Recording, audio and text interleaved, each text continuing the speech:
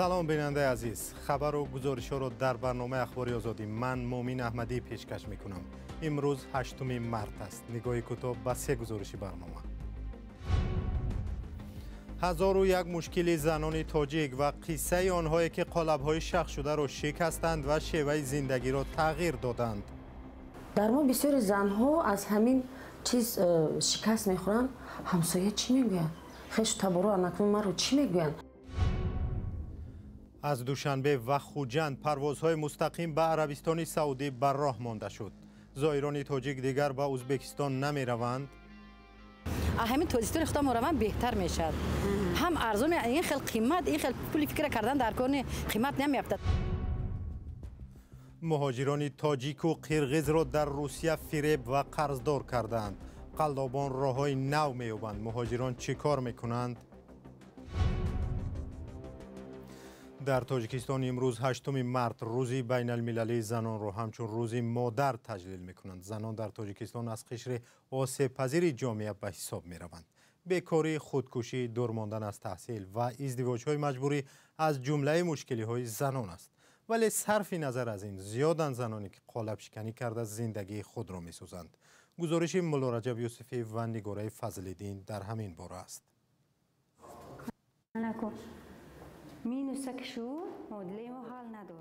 ایدیما خدایبرده و به خوانندگان حساب و کتاب می آموزد. او برای زنان دهه بندر یکی از روستاهای دوردست ناحیه خراسان نمونه عبرت است، چون توانست قالب‌های رایج دهه‌اش را شکند. ایدیما اولین دختری بود که برای تحصیل به دانشگاه رفت. اول آموزشگاه در شهر باختر و بعداً دانشگاه آموزگاری دوشنبه را ختم کرد. برآمدن از قالب‌های شق شده آسان نبود. همین دختر خونده چیز میشه، شوهر کنه، برو و کار خانه رو کنه، خالی نکنه میگفتن. خیلی پدری من که خالی بود به یک گپ یگان تاش گوش نکرد، بردک موندک من. خیلی با خوندم من به بعدی من آیسته آیسته یک از این حال قریب همه اقشلاق میخوانه دخترها همش. جنگ شهروندی زندگی هزارها نفر از جمله این زن را به هم زد.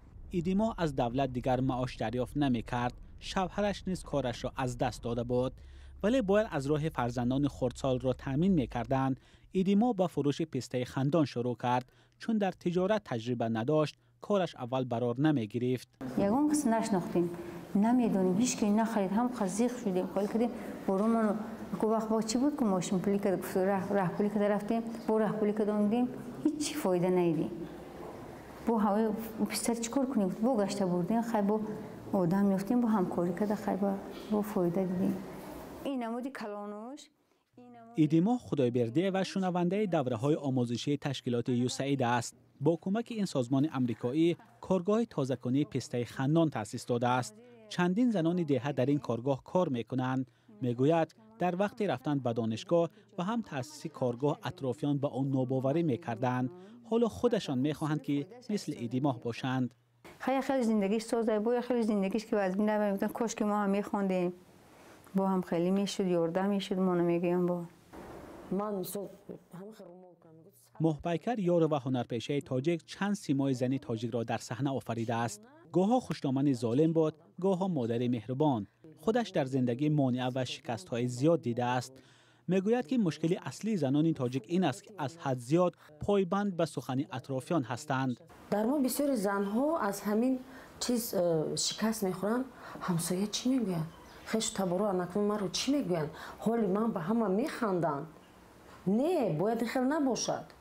برعکس خود رو به دست گرفته با یگان کارخانه به کار در آمدن یا که یگان تعلیم آموختن، بسیار چیزا هست، هنر آموختن.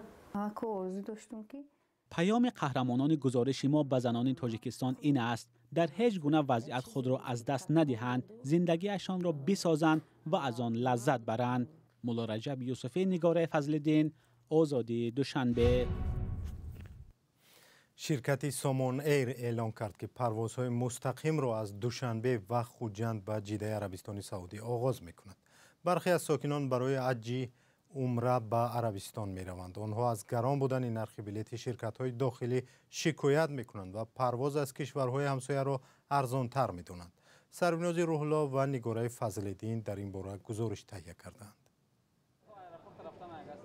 шуруи парвозҳои мустақими доимӣ дар масири душанбе ҷидда ва хуҷанд ҷидда хоҳишмандонеро хушҳол кард ки нияти ҳаҷи умра ва қасди сафар ба саудиро доранд. То имрӯз мусофирони ин масир ва зоирон аз роҳҳои дигар ба ин макон сафар мекарданд. олия шарифова 3 ҳафта пеш аз ҳаҷи умра баргашт. хабари парвозҳои ростро дар ин масир истиқбол кард. вай гуфт ба зиёрати хонаи худо ба воситаи кишвари ҳамсояи ӯзбекистон сафар кард. ман ҳамиқа интизор шудам, баъд рафтам охир ӯзбекистон ба дару расидем Тошкент ба ҷидда ба рафтам, ҷидда унҷа ман 76 рӯз унҷа будам. олия ки сафар аз тариқи роҳҳои дигарро таҷриба кардааст ба ин бовар аст ки парвози рост аз Тоҷикистон ба ҷидда метавонад барои мусофирон роҳат бошад. аз ин ҷо раван беҳтар аст. барои чӣ гӯед? барои ин ки Ӯзбекистон бисёр занҳо рафтанд, касал шуда монданд, бемор шуданд, барои ин ки автобус баъд бисёртар мерафтиянд. ҳамин Тоҷикистони худам раван беҳтар мешавад. ҳам арзон, ин хел қимат, ин хел пули фикр кардан дар корни қимат намеафтад. фарқаш $100 ё $200 аст. ширкати Somon Air хабар дод ки парвозҳо аз шаҳри Душанбе ба Арабистони Саудӣ ҳафтаи 2 ва аз шаҳри Хуҷанд ҳафтаи 1 бор анҷом мешавад. вақти парвоз дар ин масир 5 соат будааст. нархи чиптаи парвоз аз як самт каме беш аз 5000 сомонӣ аст. ин ширкат нагуфт ки чаро якбора чунин тасмим гирифт ва 3 парвоз дар як ҳафта ба ин масирро роҳандозӣ кард. аммо таҳлилгарон ба он ишора мекунанд ки зоҳиран ин ширкат мехоҳад ин бозорро аз худ кунад. از دو شهر و 3 پرواز در یک هفته گذاشتن سامانه نشون میدهد که بازار یعنی سفر مسافران یا که انختار از زایران عربستان سعودی را آموخته است. شرکت میداند که شمار سفر کننده ها چقدر است و ظاهرا میخواهد زایران تاجیک را به دست آورد تا به خال پول بیگانه نشود.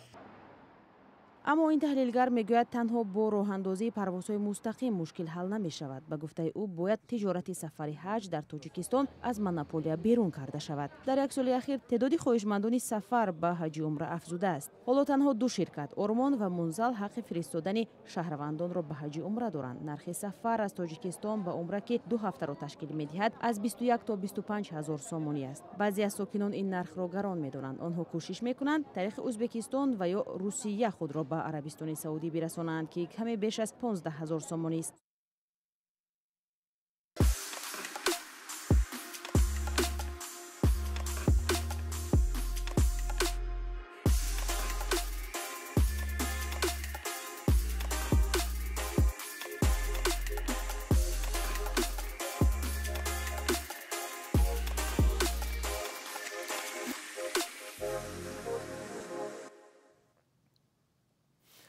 дар Тифлис пойтахти Гурҷистон полис 10 нафарро ки зидди қонун дар бораи агенти хориҷӣ эътироз карданд боздошт намудааст.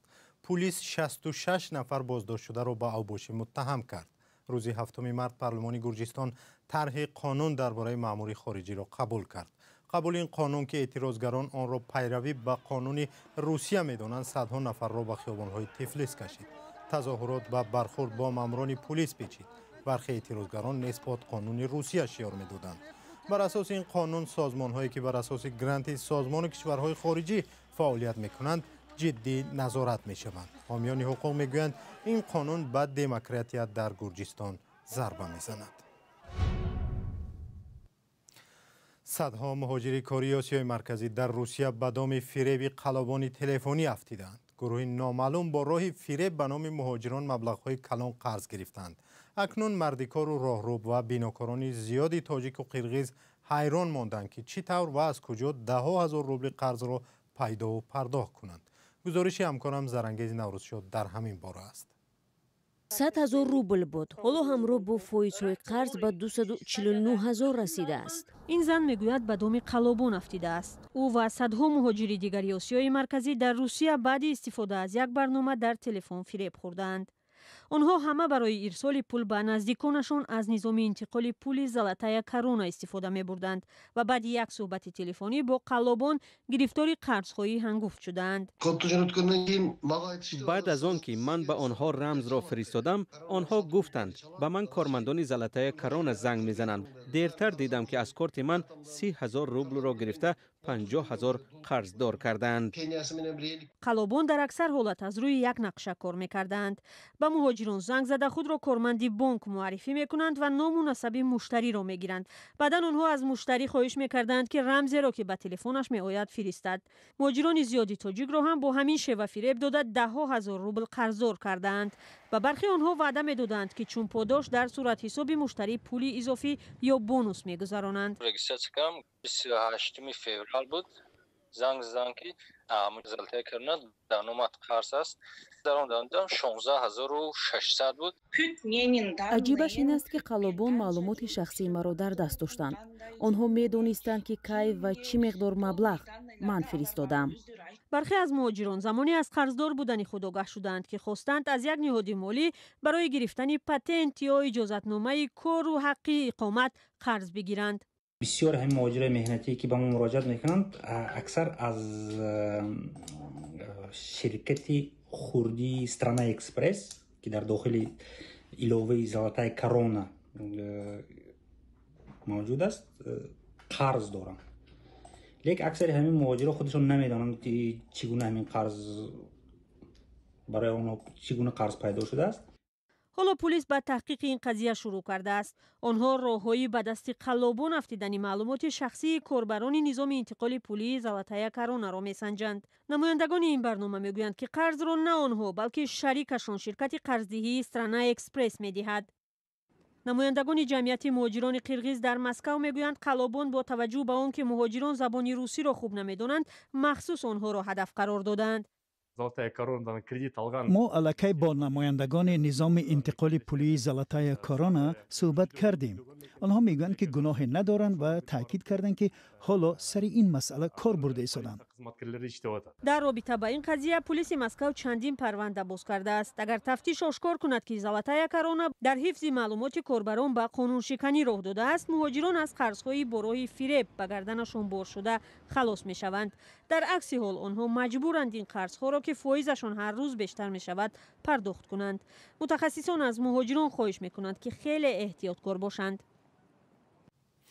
تاجیکستان و قزاقستان داد و گرفتی نوی را براه ماندند. دو طرف سر همین مسئله گفتگو کردند. سر کدام مسئله؟ درباره سود و زیان این داد و گرفت شهلای عبدالله و علیشیر ظریفی گزارش میدهند. تاجیکستان و قزاقستان تصمیم دارند از راه داد و گرفت به کشورهای همدیگر گندم و پیاز دهند. اخیراً ضمن یک نشست در دوشنبه رهبران بخش سودا و کشاورزی دو جانب هوسمندی خود را برای بستن شرطنامه اظهار داشتند. این سند امکان می‌دهد که بر عوض پیشنهاد سبزیجات از جمله پیاز به قزاقستان از این کشور گندم دسترس نمایند. بعضی دهقانان بر این نظرند که داد و گرفت محصولات بر عوض دیگر نوع محصولات در صورت امکان پذیر خواهد شد که حاصل خوب شود. کسایی سال گذشته پیازا همش لبای راز پوسیده رفت و فروختن نتونستن موند.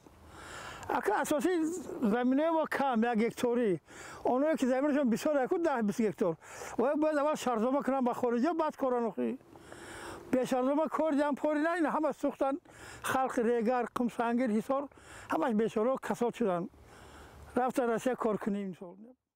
صحبت‌ها اطراف انتقال پیاز به قزاقستان در حالی است که فعلا نرخ 1 کیلوی آن در بازارهای کشور از 4.5 تا 11 سومانی ارزش دارد. در پس منظر افزایش نرخ محصولات کشاورزی حکومت تاجیکستان صادرات پیاز و کارتوشکا و سبزی را به خارج منع کرده است. کارشناسان بر این نظرند که در شرایط فعلی که نرخ پیاز و دیگر نوع سبزیجات در حال افزایش است، پیشنهاد پیاز و بر عوضش دریافت ارد و گندم کاری آسان نیست. اینا بارتر میگن در اقتصاد، یعنی اینا ما چخیل بارتر میکنیم.